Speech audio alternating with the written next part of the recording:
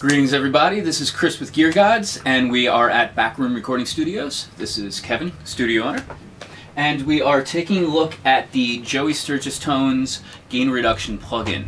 It is his signature plugin. The idea behind it was that, he used to have his plugin chain for vocals, some distortion, some color, some mainly compression, and he wanted to market that signature sound as his own plugin. So he developed this, and the main advantage to it, one, it's inexpensive. It's only a $35 plugin, and then two, it's just one plugin. So instead of having multiple things on there taking up your CPU, you have just the one plugin. It is very much designed for simplicity. Probably if you have this studio and you have some distressors over there, it's probably not the plugin that you want. But if you have a home recording setup and you want an inexpensive plugin that is just going to give you a specific sound, this is that. You were checking it out a little bit, right, and comparing it to some of the other stuff you had. It's pretty cool, actually, especially for like an all-in-one type plugin.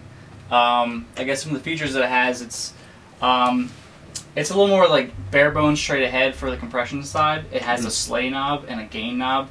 So the slay was just like a general. What was it? Do you think it was working the ratio, or is it just more? It's probably a combination. It might be like a dynamic, like ratio and threshold, something like that. Yeah, everything built in. Yeah, it seems like everything was kind of all. I did an interview with him at GearGods.net, and he was saying that a lot of these things are combinations, like they're doing multiple things.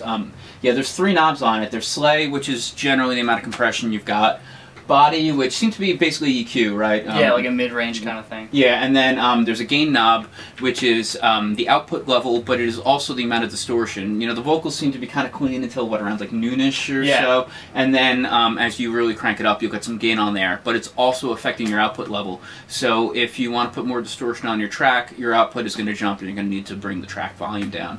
That's pretty much everything. There's this lo-fi knob, which is pretty self-explanatory. Right. Which I think is pretty cool. I mean, for an all-in-one thing, I find a lot of records you just go to that for like whatever section you need, and to have it already there, it's just like one less thing that you have to bring up to do. So, yeah. In the box, I really like the CLA 76 for vocals. So just going back and forth between that and the gain reduction, they're similar, but the gain reduction, the GR, seemed like it was a little more aggressive. Yeah, that compressor seems to kind of pump. So when I was playing around with it at home, the one thing I really noticed is that if you're going to be using this plugin, you might want to spend a little time and just like cut out some breaths and some other general noises there. Usually when for my own personal taste in vocals, I tend to like to leave breaths in and go for a little more natural take.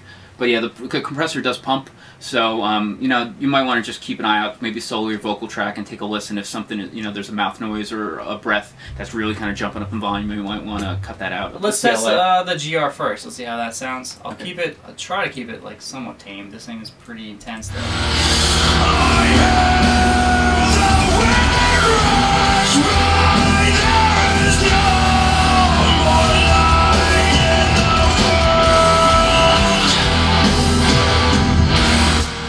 So let's take a look at that solo and then do some comparison. Definitely heard that breath come up a ton. Yeah, I mean that's kind of like I was saying. The main thing that I noticed was since it pumps pretty hard, you might want to edit out some breaths and stuff like that before using it. Yeah.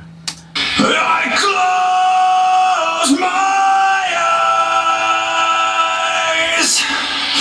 I hear the wind rush by. There is no more light in the world.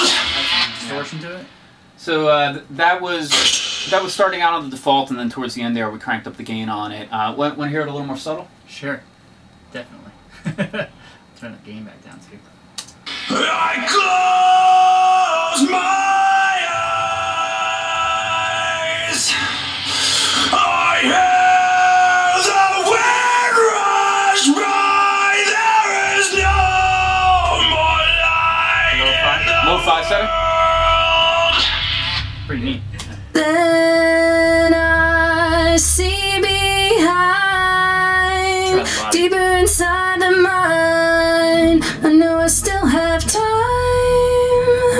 So you can see the body definitely changes that. I see behind, deeper slight, but it's there. Yeah. Then I see behind, deeper inside the mind. I know I still have time. So you can hear the room noise there when you have the compression set really high. It kind of pumps. Want to compare it to the CLA? Sure. Let's check that out too. Then I see behind, deeper inside the mind. I know I still have time. What do you think are the main differences between the two? The GR, like I said before, it seems like it's a little bit more intense. It's harder to, if you want more subtlety, it's going to be, I guess, harder to get that. Yeah. But if you want like a straightforward thing and you don't want to mess with attack and release times for a vocal and you kind of just want to go, I want some compression, I want it to sit a little bit more even, I think it's a great plugin to go to. When I was at home, I messed around on, I thought, hey, what's the sound like on a snare drum and whatever, and it does seem like it's the kind of plugin that's for a very specific thing. I didn't have good luck on it with, drums, for example. But it's also, keep in mind, it's also a $35 plugin, so, it's tailored to one specific thing.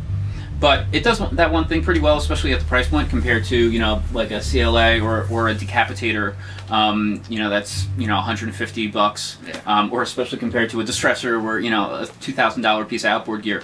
So a $35 plugin is definitely, I think it's worth checking out. It's a cool product for the amount that you're spending on it. If you want to take a look at that plugin for yourself and pick it up, you can go to joeysturgistones.com. And if you want to read an interview that I did with Joey Sturgis about his thought process behind that, so the bands he records, you can go to geargods.net.